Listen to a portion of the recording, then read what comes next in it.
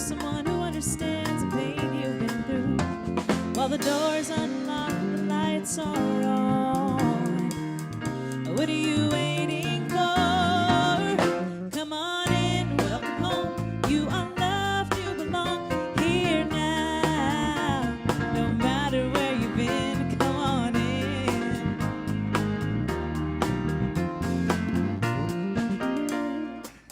You'll find a place of rest in the arms of Spirit. God's waited so long for your homecoming day. God knows the peace you seek and the hurt you're feeling. Spirit wants to hold you and to wipe the tears away. Well, the Father waits with open arms. God is calling out your name. Come on in, welcome home. You are loved, you belong here now. No matter where you've been, come on in.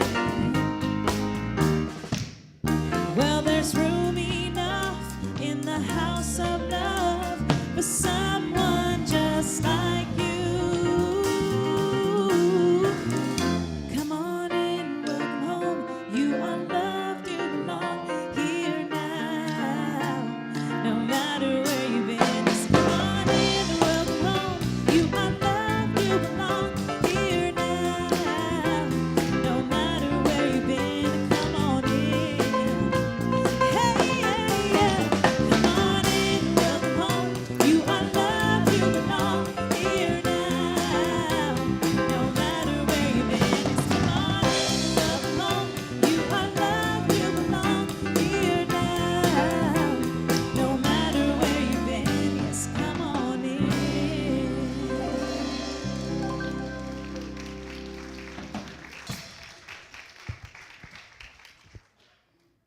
And good morning, everybody. It's always fun to get here and see all of you. I'm Bev Spivey, leading here as co-minister with my wonderful husband, Reverend Lawrence Palmer. I think we know most of you. But if we don't, please find us after the service and let's chat and get to know each other. We have a wonderful music team here again this morning under the direction of James McCoy. Good morning. We have with us once again Mr. John Rose at the piano, Mr. Jeff Renza at the drum sets. Jeff is also going to be playing his best bluegrass bass on one of the songs today. Jeff does that too. And do you remember Karina and Samantha? Oh yes. We're so glad they're both here with us. We have music from Bob Dylan today. Get ready. And none of them were born yet when he wrote it. Oh well, they just missed it, didn't they? Welcome to our live streamers. Thank you for tuning in. Please know that you are part of this spiritual family. Wherever you are this morning, we greet you, we welcome you, and we are non-local here, so everybody's our spiritual family, our spiritual community. Let's begin by remembering that we do have a theme here. Our mind is blank. Here we go. Living beyond enough. We're concentrating on that all year long because we always want to be in such gratitude and expectation and awareness of all the many good things coming our way. So living beyond enough every day of the year. And then this month, we're getting into harvest time. August, we are concentrating on harvest, which is really the principle of sowing and reaping, giving and receiving, cause and effect. You'll be hearing about that all month long. So together, let's take this affirmation into our hearts and begin to ponder it this month. Together, I accept my good as it flows to me in rippling streams of plenty. I express my gratitude in feeling, in word, and in action. And we have a vision here that we're going to focus on. Together, centered in God, we create an ever-expanding spiritual community of one. And we see ourselves with this mission statement. Together, we are a spiritual beacon, of inspiration, abundance, and enlightenment. Let's just close our eyes for a moment and get centered here together with these themes running through our hearts and our minds. Living beyond enough, giving and receiving, loving each other, being centered, and being a beacon. Each and every one of us is always radiating our energy. And we come here and gather to remember to bolster that energy, to feed it well, to be in God all the time. And so it is. Amen. And this morning, our morning prayer is the 23rd Psalm. And those that were at class on Tuesday night, we were rewriting this from a prosperity perspective and from the unity principle perspective of knowing what is the Lord of our being. Anybody want to take a guess? What's the Lord in this story, in this prayer? The Lord is my shepherd. Who's the Lord? I am. The great I am, the Christ within. It's often interpreted to be Jesus, but when the Psalms were written, it was 1,000 years or more before Jesus. So, but I'm not preaching today. So let us let us pray this together. The Lord is my shepherd, I shall not want. He maketh me to lie down in green pastures. He leadeth me beside the still waters. He restoreth my soul.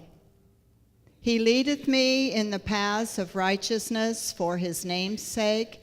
Yea, though I walk through the valley of the shadow of death, I will fear no evil, for thou art with me.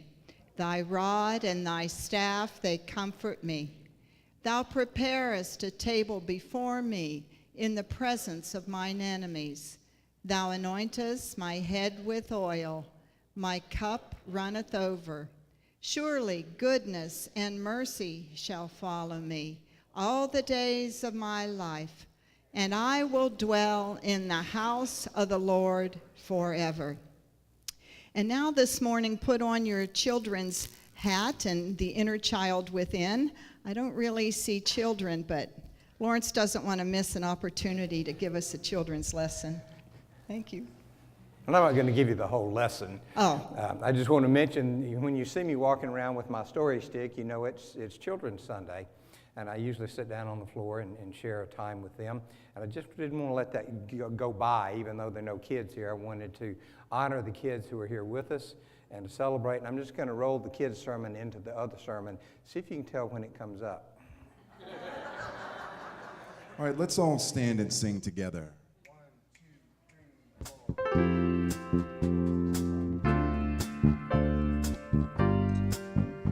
I was considered this song a unity standard because it's so true. Let's all sing together our thoughts, our prayers. Our thoughts, our prayers, and we are always praying.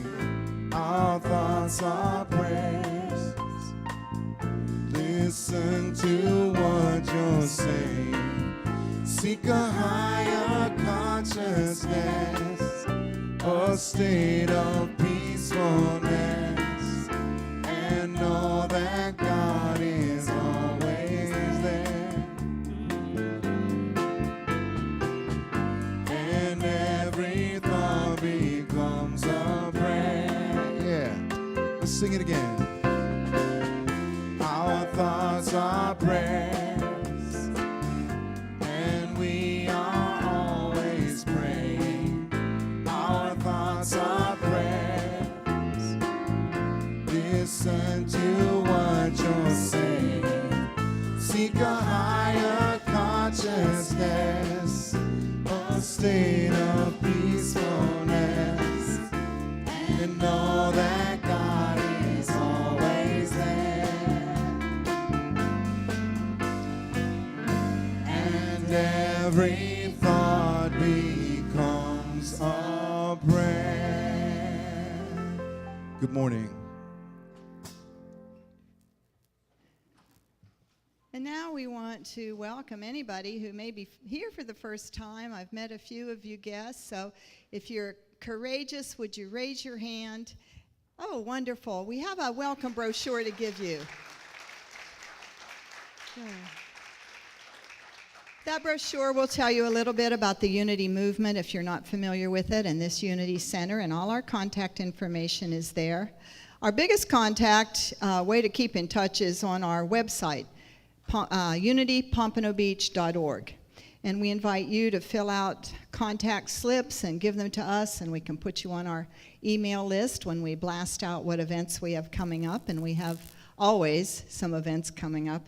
So welcome everybody. There's fellowship time afterwards next door in Fellowship Hall. It's a wonderful time to socialize and get to know each other. Some of our regulars, if you haven't been over there yet, stop in and take a look at the wonderful community that you're part of and get to know another person.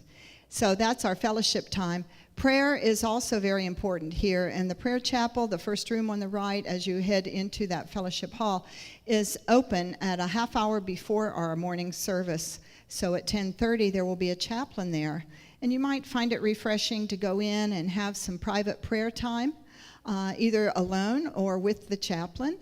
And always after the service, our chaplains stand up at the closing, and they are available for you to have prayer. The prayer slips are now in those lovely folders that we got after 7 years of flopping pages in the chair backs. There's a folder that has the prayer slip in there. It has the contact form in there. There's a giving envelope if you have cash and you want to be identified in our records for charitable giving. Absolutely fill that out. And any comments or questions you have, feel free to write out a note and put it in the offering plate or give it to us at the close of service. But we certainly do welcome your prayer requests. There is a prayer chest in the narthex that's brought forward during our meditation time to remind us to be in prayer with each other. And your prayer requests are put in that box and treated prayerfully. How about that? Okay. Today, ministry leaders meet for our usual monthly meeting at 12:30. We'll begin right away with that. We also have guest speaker next week. Do you know Rick Riccardi? Here's Rick right here. Rick Riccardi has been with us, with me specifically, since the very beginning here. He and a group of 10 or 12 got us rolling as we put Unity of Pompano back together, and he served on the board for 2 full terms. Rick also has a lot of experience as he leads Fellowship Living, which is a recovery center. And Lawrence and I are going to be away next Sunday, doing some Palmer family reunion things in Ohio and West Virginia. So we would ask you to please come, and don't let Rick be alone here as he leads the service. Dina will platform, and of course our music team will be here. Rick is going to be giving the lesson by sharing with Libby, our own Libby Lay, who also has been part of this congregation for a number of years. She leads Power Hour sometimes and is just a wonderful resource for us. She's in seminary right now. So Rick and Libby are going to be sharing personal experiences about the law of cause and effect, about the process of harvest, about reaping and sowing, and how that has worked for them. So we sure hope you'll come next week and hear all about it. Because we won't be here next Sunday, we've put Sunday sessions to be the next week. So it'll be August 20th, 12:30, when you get your questions in front of Lawrence and put him on the hot seat once again to ask anything you'd like. And he also shares more in depth about the monthly theme. We also have one more night of our Mystics Have Bills to Pay prosperity class that I've been facilitating. Fellowship Hall, 6:30 for socializing and food, 7 o'clock for our class. Even if you haven't been before, come on out for that. This final week, we're going to do something called Circulation Day. So even if you haven't been before, come on out and you will really get the gist of what prosperity is all about. It is about giving and receiving. So Circulation Evening that we will host on Tuesday night invites you to bring some nice things, one or more, from your home that are out of circulation. The things that have been there maybe for years, they're still nice. Time to put them into the field of all possibilities for someone else. So we will put our things on the tables for circulation, and we are invited to go by those tables and take whatever we want and take it home. Believe it or not, this is a difficult exercise for people when you think about it. You have to face giving up what you've loved for maybe a number of years, and you have to put it out there for someone to take to their home, and the person takes it without giving anything in return, and that can be uncomfortable. So come out and explore that as we talk about our feelings with it. And then in August, we got wonderful things going on. The 15th, right in this room, is our crystal ball. The 22nd in Fellowship Hall is Reiki healing. And also in Fellowship Hall on the 29th is a game night with snacks and socializing. So we ask that you take all of those and put them on your calendar. What I would love to have you start doing today, sign up and pay for the ticket to this wonderful concert, The Breath of Life, with their lead soloist, Daniela Damari. Beautiful voice. Last week we played a snippet of her on YouTube, and we'll do that again in another week. It's Friday night, September 8th at 7:30, followed by a meet the band and greeting time in Fellowship Hall. And it's $20 if you pay by cash or check to Unity of Pompano. If you'd like to use your credit card, you can do that online on our website very easily. And also right here, we have a tablet now where we can take your credit card and add on the 60 cents. I think most of you would give that joyfully, right? Okay. $20.60 with a credit card. And I believe that concludes our announcements, but now we have a very special time for you as I ask our new members to come forward, and Rita DeRocher, our board chair. So you'll see their names as they approach. First is Chuck and Alexia and Joey. And we have Jules, and that's okay, we can be out of order. Orlando and Delita, come on up. Here's Jules, and come on up, Delita and Orlando, and Bobby Newman.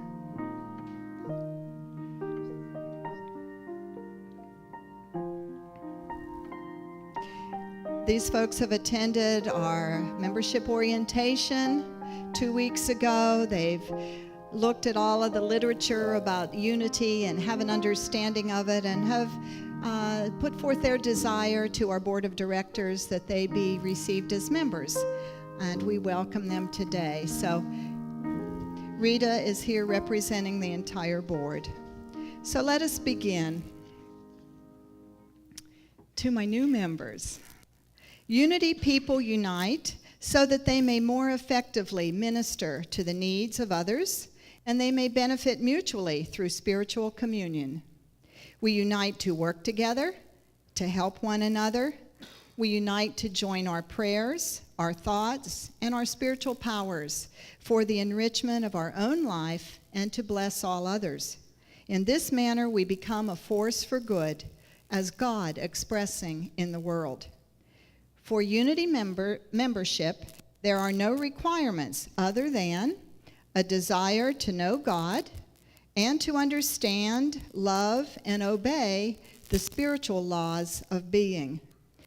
He has no doctrine or creed other than to seek the truth and to follow the only commandments that Jesus gave us, to love the Lord your God with all your heart, with all your soul, with all your strength, and with all your mind, and love your neighbor as yourself. We believe that the revelation of truth, direct from Spirit, is the rock on which the church is built. We believe that the church is not really a place, but always a people, and never just a sacred building, but always a believing assembly. The church is you, who pray, not where you pray. Oh, a microphone.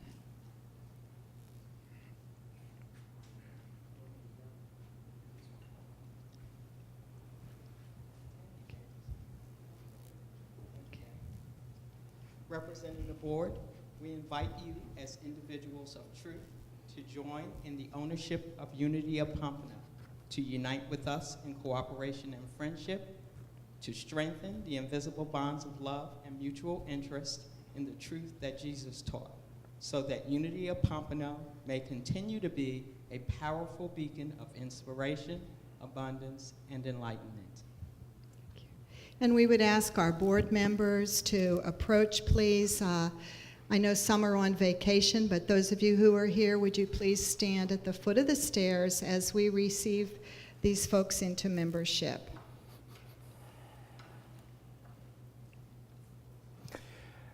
As co-minister and on behalf of Bev and the board of directors, I ask you now, do you desire to know God? Do you desire to understand love? Do you desire to obey the spiritual laws of being? I have the privilege of anointing you in this day as part of our ceremony of welcoming you into this fellowship. Anointing is a practice that is millennia old. It's a way of representing the presence of Spirit. The water that I'll be using came from the Jordan River, where Jesus was baptized. The abalone shell that I use, again, for millennia has been a symbol of a vessel of blessing. And the words that I speak will carry the blessing to you energetically. And for those of you who will probably not be hearing the words that I use are, may your mind be free for understanding, may your heart be open for love, may your hands be strong unto service. Would you hold your hand out as if you were to receive? Very good.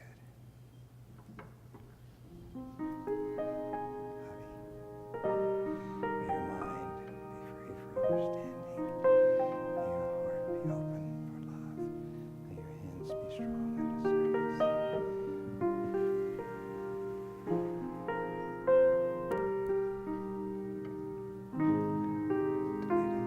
May your mind be open, understanding. May your heart be open to love. May your hands be strong unto service.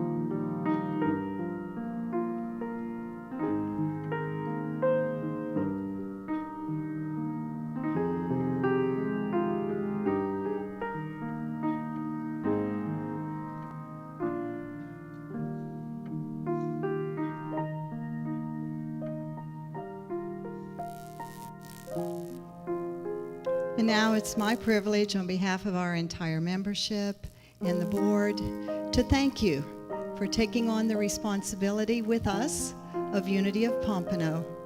And thank you for the blessing that we know you are. We welcome you into membership, and we receive you into full and active membership of Unity of Pompano. Would everybody please stand as we give them our blessing? New members, we love you, we bless you, we behold the Christ in you, and we welcome you. And as we welcome them, let's join together as we sing Weave. And greet each other, too.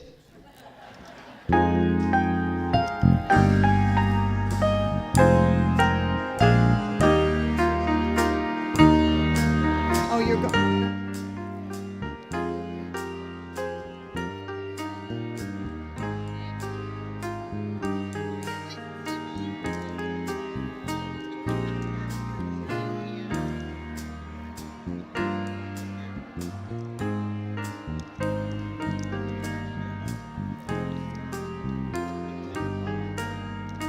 Give it to a friend. Give them to friends.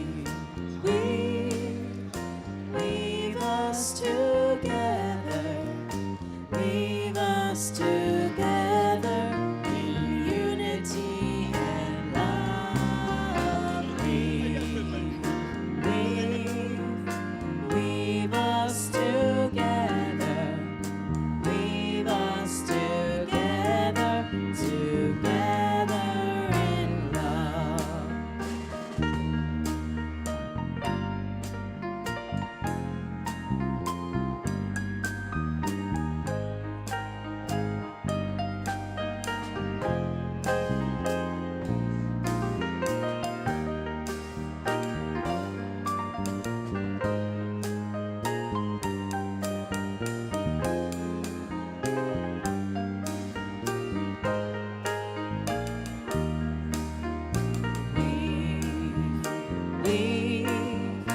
Weave us together, weave us together in unity and love. Weave us together, weave us together, together in love.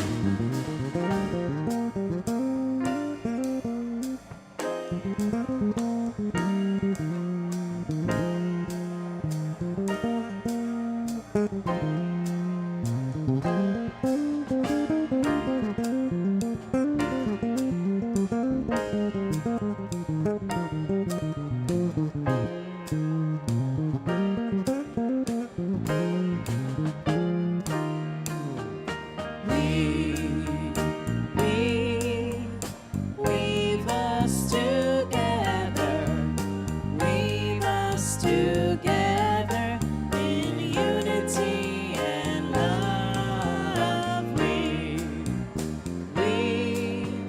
Weave us together, weave us together, together. One more time, let's all sing. Weave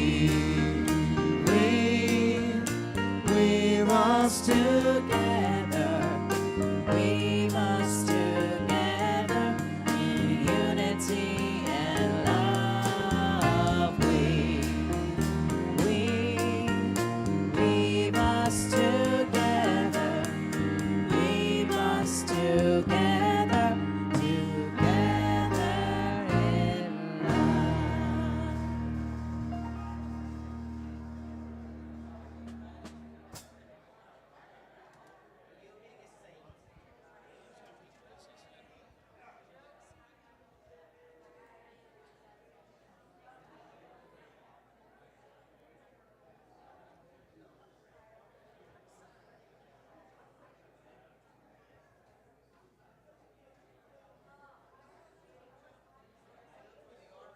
Good morning. Good morning. Good morning. Good morning. Better?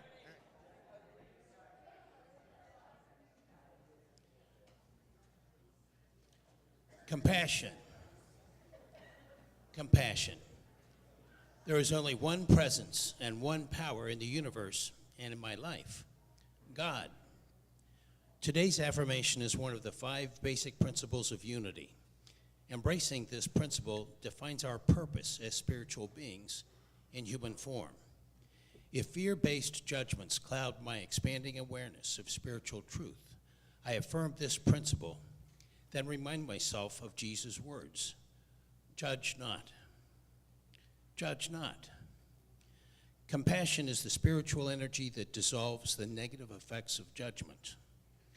When I reflect on the conflicts of the world, I learn from the consequences of judging others. I appreciate the rich diversity of this mortal realm without insisting on either superiority or conformity. By making loving choices in my life, I honor and recognize my oneness with all beings. Beloved, let us love one another, because love is from God. Everyone who loves is born of God and knows God. 1 John 4:7.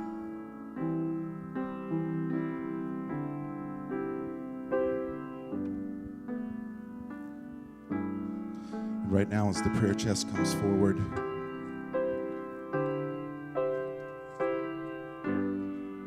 we'd like to begin a time of prayer and meditation by singing together, "Surely the presence of the Lord is in this place."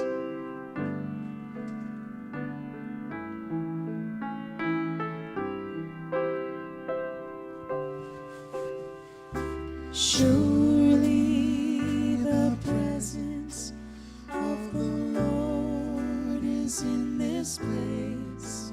I can feel this mighty power and this grace. There's a holy hush around us. I see glory on each face. Surely the presence of the Lord is in this place. I invite you now to settle into that very comfortable and familiar position for your body. And as you do so, you can give your body permission to relax, to let go, to let be. And with this loving permission, your body will move its focus from the outer to the inner. And we know that we are invited, we are expected, we are welcomed into that deep place of our heart where we can commune with Spirit. And I would remind you that this is your time, and this communion is what you need for it to be. For some of you, it will be a time of profound stillness. For some, a time of color and sound and presence and ideas. It is you communing with Spirit. So as we prepared ourselves, we allow our awareness, which is completely free, to commune in that deep of our heart together.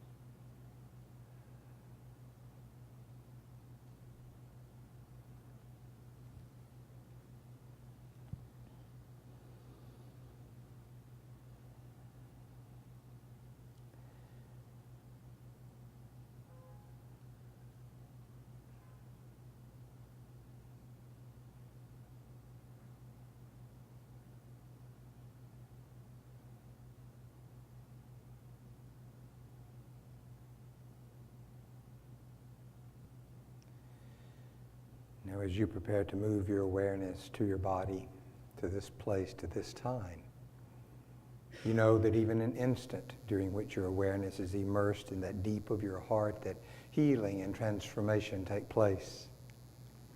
And you know that you can bring with you into your mind, into your heart, into your body, the essence of this experience of the stillness. And in this coming week, as you choose to, you can take a deep breath and return once again to this experience and feel the blessing, taste the blessing, enjoy the blessing of this time and being together.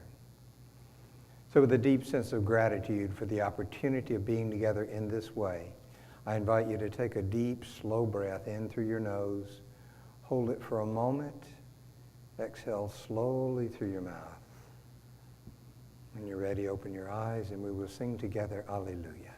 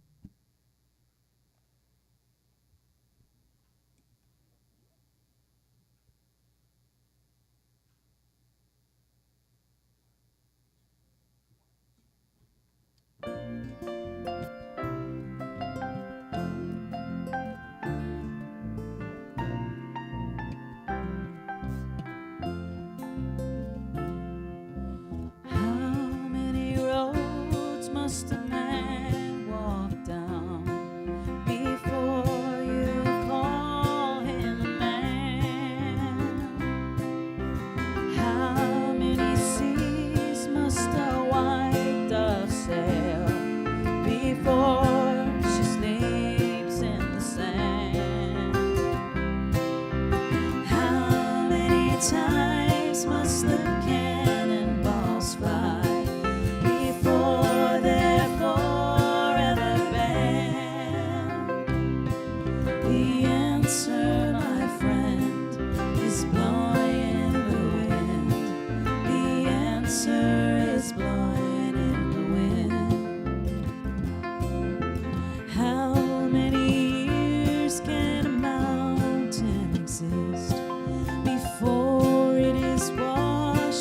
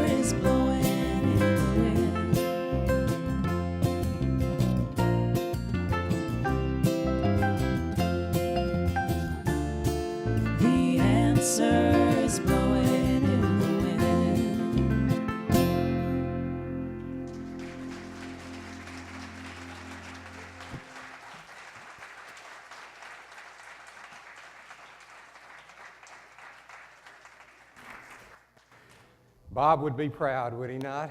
Thank you, music team, as always. You know, most of you know I had a birthday last week, and my sweet wife got me this lovely watch for my birthday. And then I thought, why would a preacher's wife buy him a watch? And that reminded me of a story.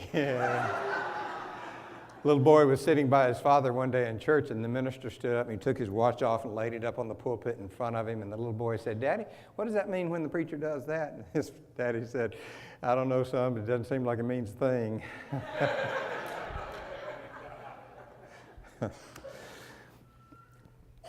This month is the month of harvest.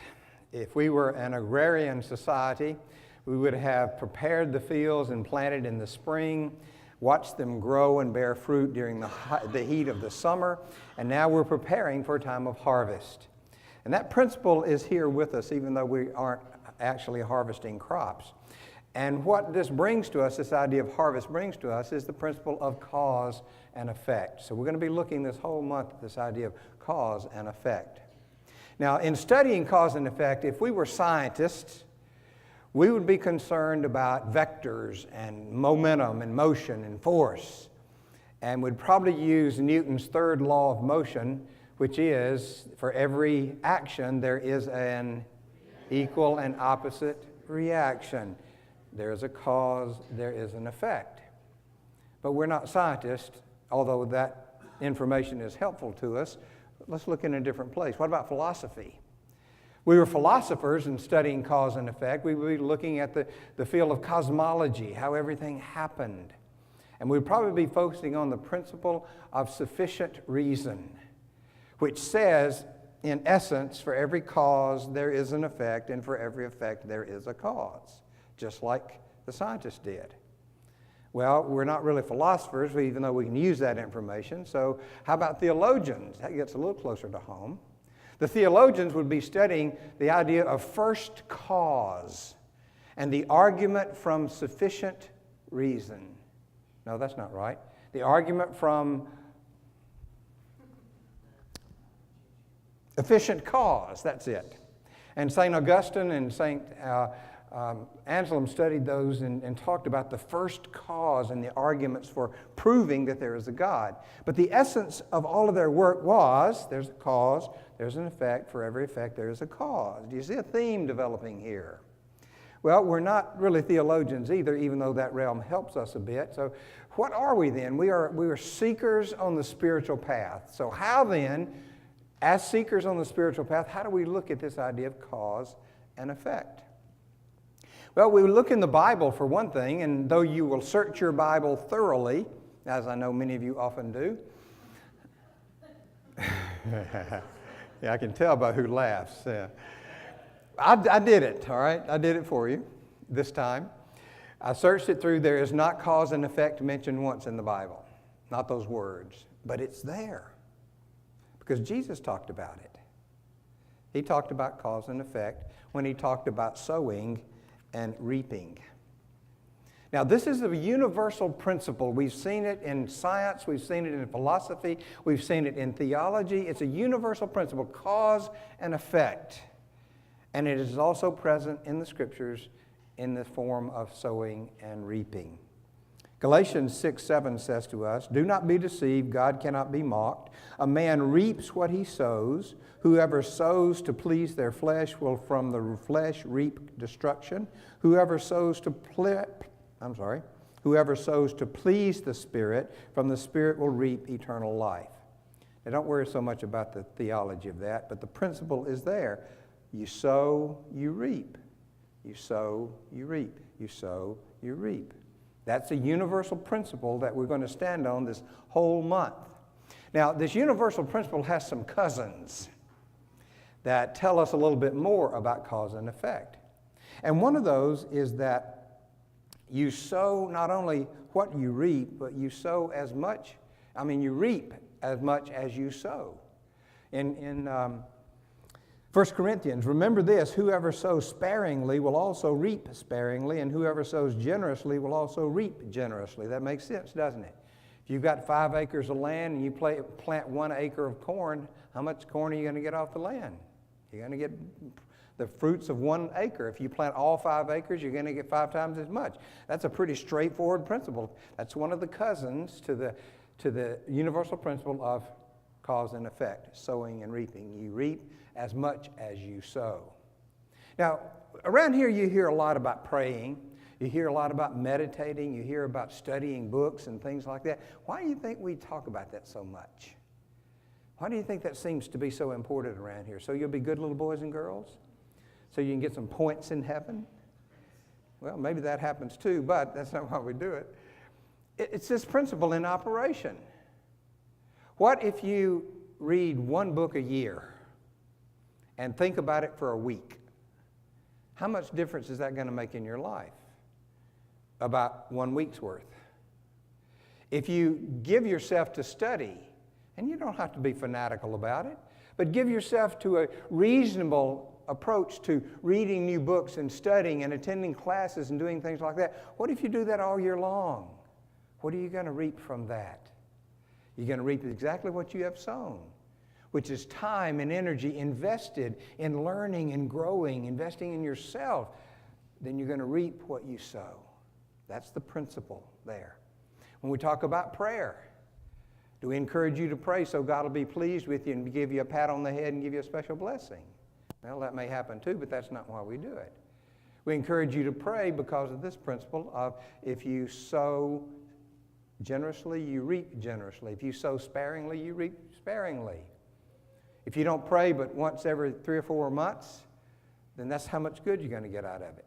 That's how much it's going to bless you. That's how much you're going to be open to it. Even though the blessing is there, the prayer time opens the door to it, what is already yours. So the more time you spend in deliberate prayer, the more you are open to that flow of spirit within you.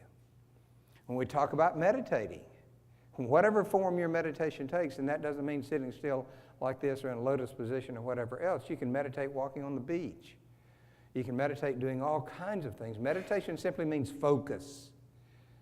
What happens if you focus on spiritual matters a little bit of your time? You're going to reap the benefits of a little bit of time.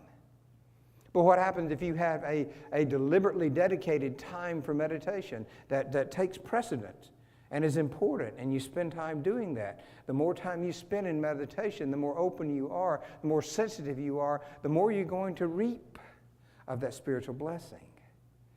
So the universal law is sowing and reaping. And one of the cousins is the more you sow, the more you reap. The less you sow, the less you reap. That's an important corollary to remember. Now there's another cousin that comes along, and that is that sometimes we sow, but it doesn't seem like we reap. Have you ever heard of someone being ahead of their time? You know, you've heard it of artists who are ahead of their time because their stuff is not appreciated until they're dead for 100 years, and then everybody realizes what a genius they were. That's sowing but not reaping.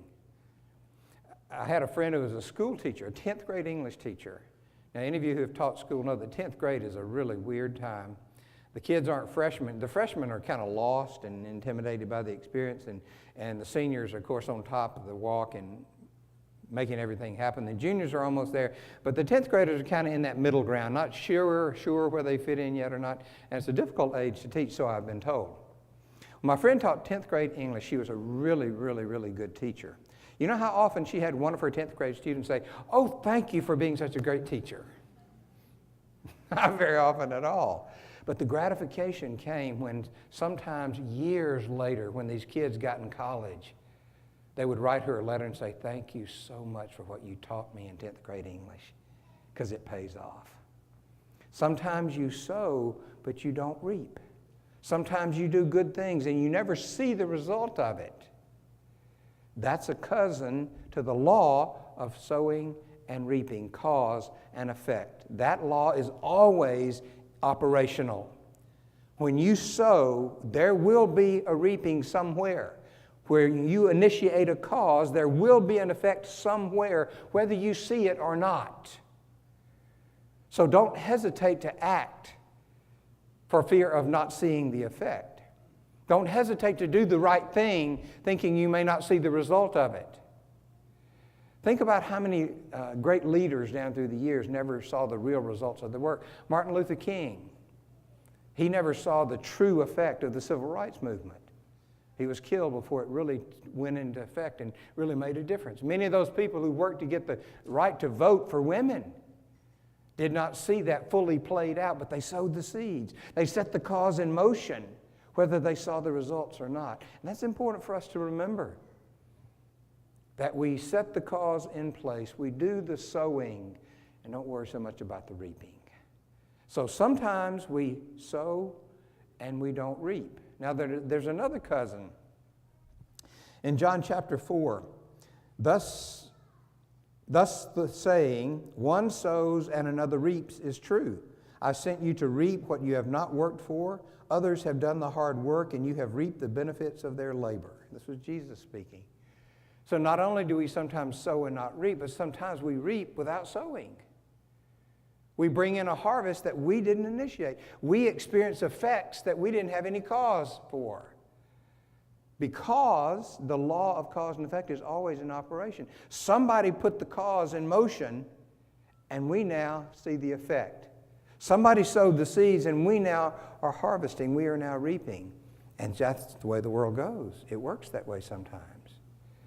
I've known people who saw their good in front of them, but they wouldn't accept it because they didn't set the thing in motion. Why do we do that? Why do we allow goodness to go by? Because we didn't set it in motion. The universal principle is sowing, reaping, cause and effect, and we fit all along that continuum. We don't have to worry about doing the sowing. Let me give you a personal example. I told the board when I came here 2 years ago. 2 years ago? Wow. This is the first church I've come to where I didn't have to walk in and start solving problems. And I didn't. Bev and those who have supported her have done such an incredible job of creating this community and sustaining this community and teaching this community, laying the foundation. It's amazing. We don't have any of this kind of stuff going on. We don't have any squabbling and fighting and fussing, a lot of egos bouncing off of each other. It just doesn't happen. It's an amazing place. It's an amazing place, is it not? Yes.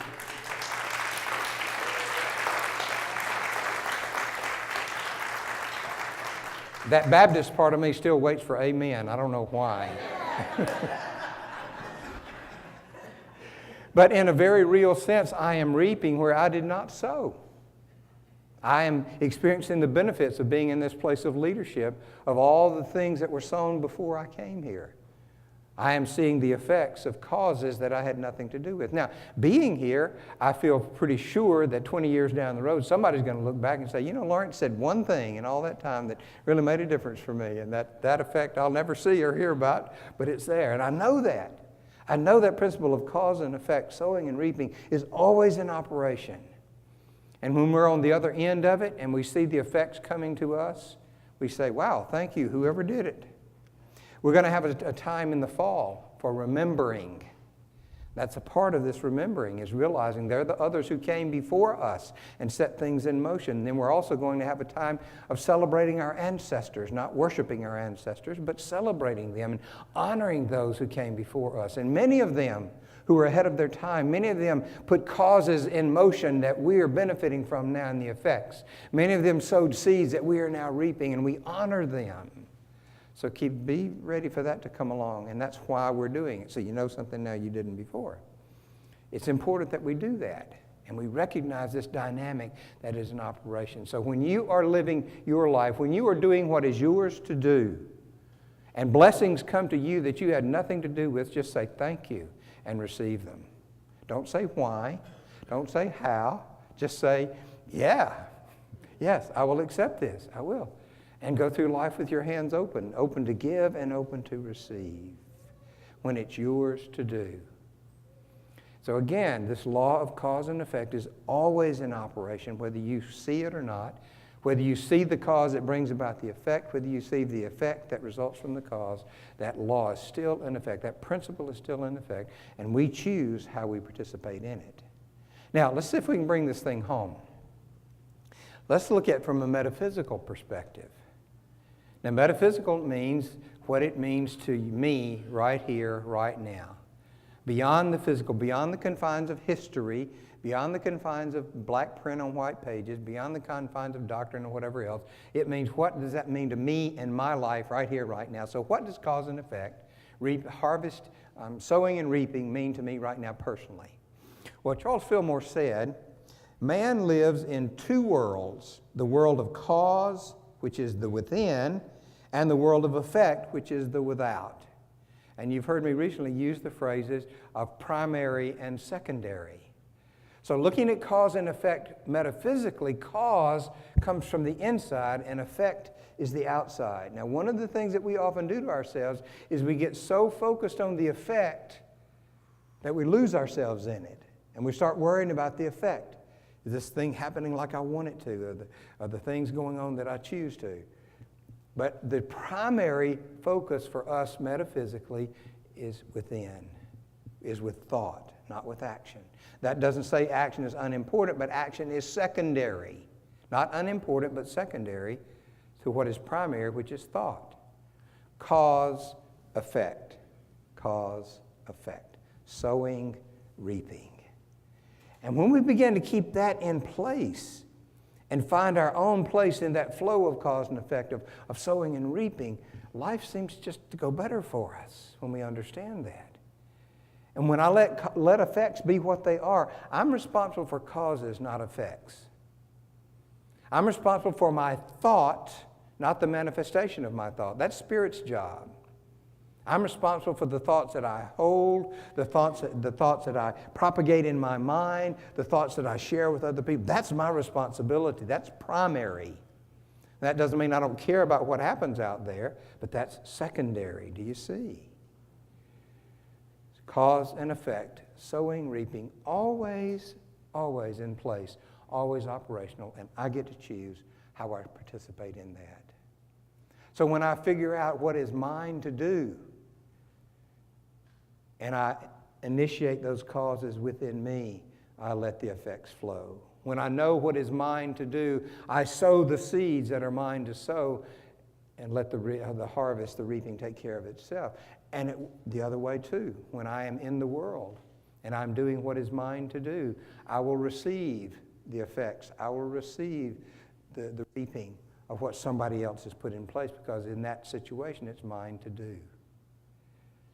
So we are immersed in this principle. It always works.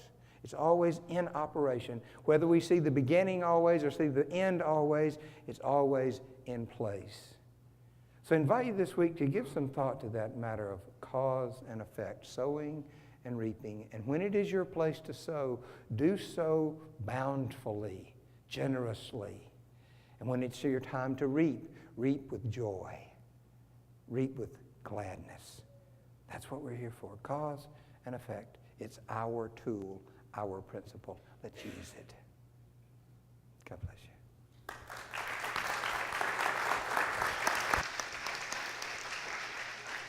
What's the glass for? What's the glass for? I guess we can just be curious about what's the glass for. You were not thirsty. He's not going to tell me, and I can't guess. Is it half full or half empty? Who knows? It's half full. Oh, it's a glass. Now is our time of offering. And right on time with the harvest theme, giving and receiving, we absolutely love to share, not only in the responsibility for Unity of Pompano, but in the joy of receiving all of the benefits of all of the many things that we do here, the new friendships we've made. Even if you don't know a lot of people in the group, you know we're just filled with those who are like-minded, who love to get together and enjoy. So won't you take your gift this morning and know that we really appreciate your giving here, that we're totally supported by it. And in the pockets in the folders are these little green cards.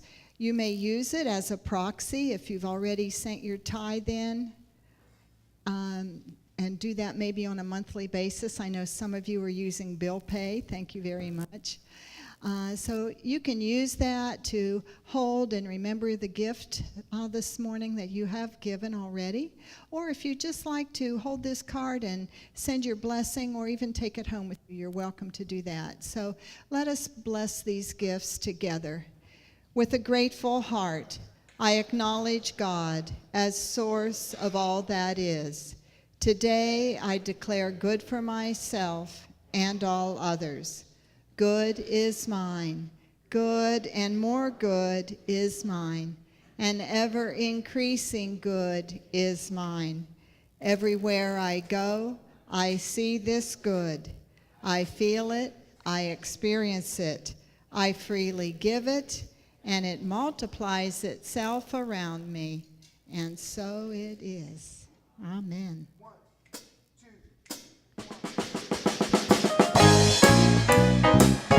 Happy Sunday, everybody.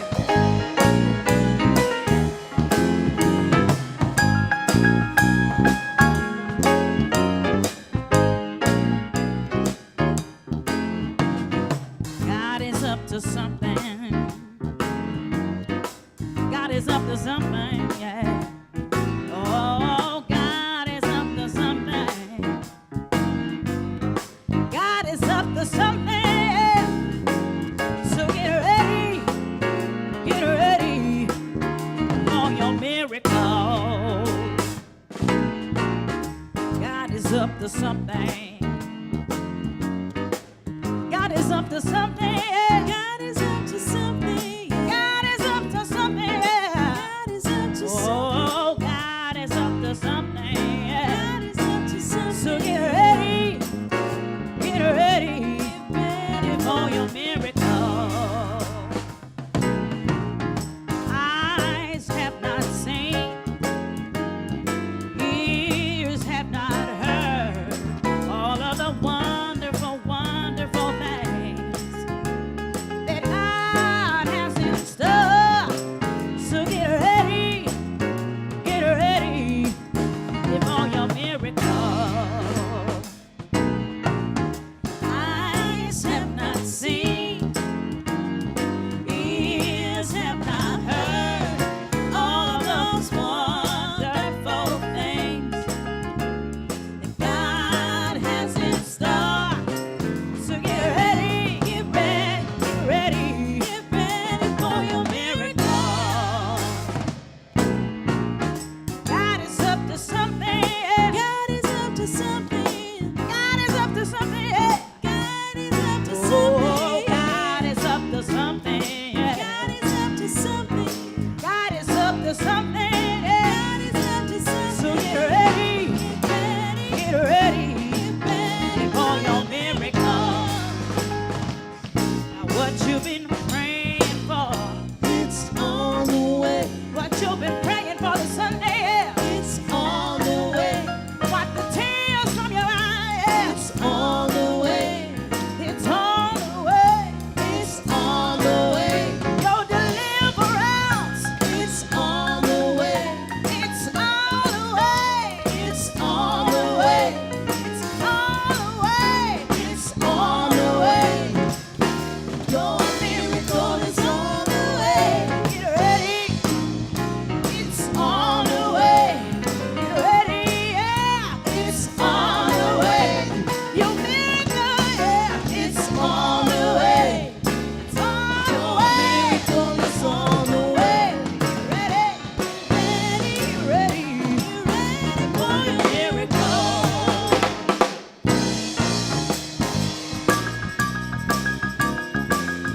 Come on, put your hands together. Good, John.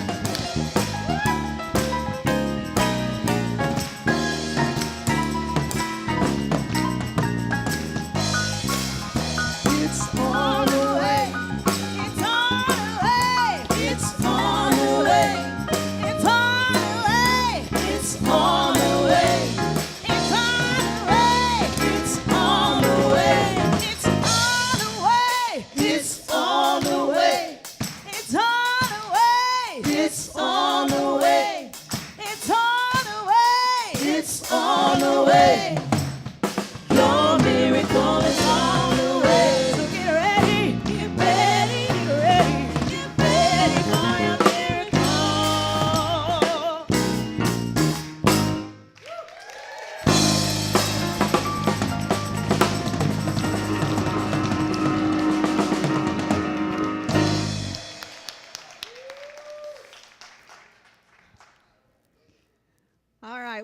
ready to be God in us up to something this week, to put some miracles in place for some other people, and open your hands to see what's going to be happening out of that field of unlimited possibilities as you reap in those many places where you probably haven't sown.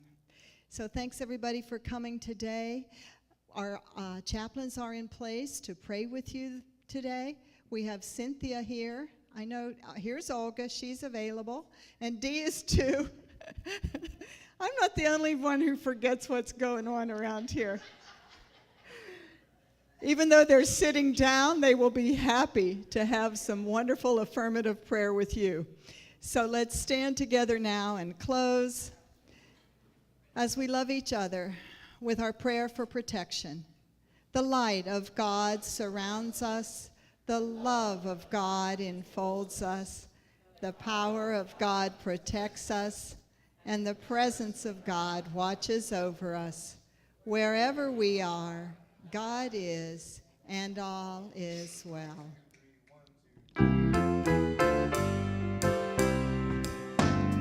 Let there be peace on earth, and let it begin with me.